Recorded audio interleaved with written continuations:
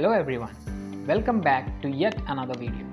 Today we will be discussing some of the legal requirements and compliances for a fintech startup in India. If you are planning to start a fintech startup in India, then I would suggest you to watch this video till the end. So, what is fintech?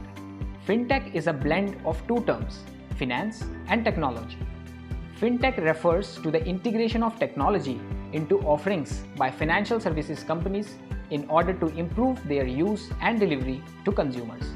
Fintech leverages the use of technology to enhance or automate financial services and processes. Services provided by different types of online finance companies include payment services, lending resources from P2P, retail banking services, personal consulting services for finance and savings. There are certain legal requirements and compliances which should be fulfilled by the fintech startup in India. The first step for a fintech startup is to determine the business structure. As a fintech startup, you can opt for business structure like OPC, LLP or private limited company. Then, GST registration is also essential. An online finance business or a fintech startup should register for GST and get GSTN for the business. Now coming on to contracts and agreements. One should get certain legal documents to start a fintech startup. An advocate can help you draft customized legal documents as per your business requirement. Some of the contracts and agreements includes co-founders agreement, IP licensing agreement, website user policy, privacy policy, terms of use for mobile users, product development agreement, vendor agreement, and employment agreement.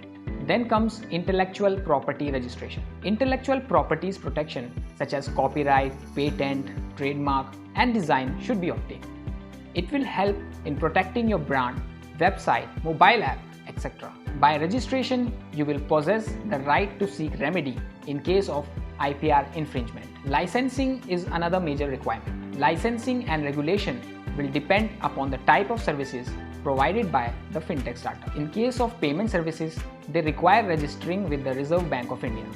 In case of retail service providers, license is required for retail fintech to perform lending services and depositing services for MSMEs. For financial management and investment, fintech should be registered as NBFCs as prescribed by the Reserve Bank. Now moving on, a technology-based company would want to have their presence on the internet.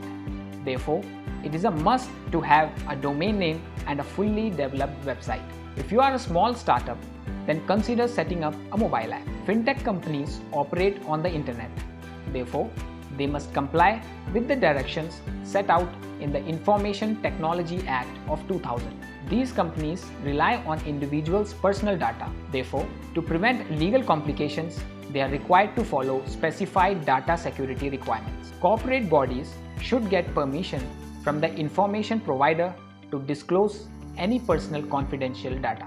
Further, they must maintain security control structures and follow information security protocols.